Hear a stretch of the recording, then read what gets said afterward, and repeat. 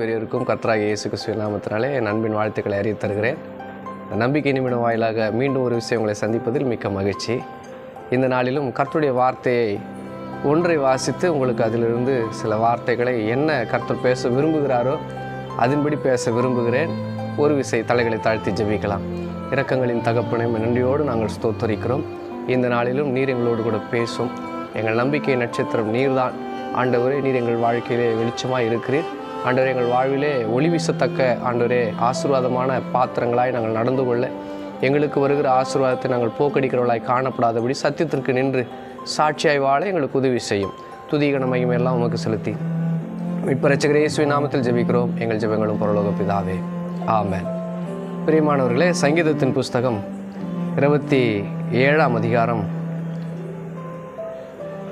6வது வசனம் இவ்வாறாக சொல்லுகிறது: இப்பொழுதும் என் தலை என்னை சுற்றிலும் இருக்கிற என் சத்துருக்களுக்கு மேலாக உயர்த்தப்படும். அது நிமித்தம் அவருடைய கூடாரத்திலே நான் ஆனந்த பலியிட்டு கர்த்தரை பாடி அவரை கீர்த்தனம் பண்ணுவேன் என்று சங்கீதக்காரன் சொல்லுகிறார். என்னை சுற்றிலும் இருக்கிற, இன்றைக்கி நம்மளை சுற்றிலும் நெருக்கி நிற்கிறதான பலவிதமான பாடுகள், உபத்திரங்கள், வேதனைகள், சொந்தங்களாலோ பந்தங்களாலோ அல்லது நெருங்கினவர்களாலோ நம்பினவர்களாலோ பலவிதமான இக்கட்டுகளை நம்ம கடந்து போக வேண்டிய சூழ்நிலைக்குள்ளாய் தள்ளப்பட்டிருந்தாலும் இன்றைக்கி கர்த்தர் ஒரு வார்த்தை நமக்கு சொல்லிக் கொடுக்கிறார். தாவீதின் வாயிலாக, என் தலை என்னை சுற்றிலும் இருக்கிற என் சத்துருக்களுக்கு மேலாக உயர்த்தப்படும். இன்றைக்கி நம்ம கர்த்தருடைய பிள்ளைகளாக இருக்கிறதுனால, கர்த்தருக்கு பிரியமானது என்னது என்பதை தேடி ஆராய்ந்து அதன்படி செய்கிறதுனால கர்த்தர் நம்ம மேலே நினைவாக இருக்கிறார், நம்ம மேலே அன்பாக இருக்கிறார். அவர் நமக்கு வழிகாட்டியாக இருக்கிறார். ஒரு நாள் நம்மளை கைவிடவே மாட்டார். ஏன்னா அவர் போய் சொல்ல மனுஷல்ல. பாருங்க, மனமாற அவர் மனுபுத்திரன் கிடையாது. அவர் சொன்னார்னா சொன்னதை சொன்னபடி நிறைவேற்றுவார்.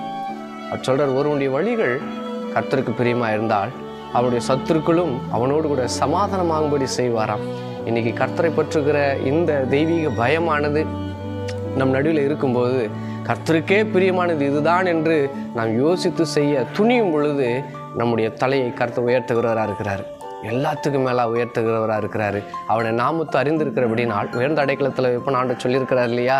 அதை நம்ம கண்ணால் பார்க்கவும் காதால் கேட்கவும் கர்த்தர் கிருபை செய்வார். இன்றைக்கி ஒருவேளை நெருக்கத்தின் பாதையில் ஓடிக்கொண்டிருக்கிறீங்களா? உங்களை பார்த்து நான் சொல்லுகிறேன், உங்கள் தலையை கர்த்தர் உயர்த்துவார். சாதாரணமாக அல்ல, சத்துருக்களுக்கு மேலாக, அவர்களுக்கு அதிகாரியாக, அவர்களுக்கு மேலாய் உங்களை உயர்த்தி அழகு பார்க்குற தெய்வம் உங்கள் நடுவில் இருக்கிறாரு. அவரை நம்புங்க, கைவிடவே மாட்டார். ஆசீர்வாதம் உங்களை வந்து சேரும். God bless you.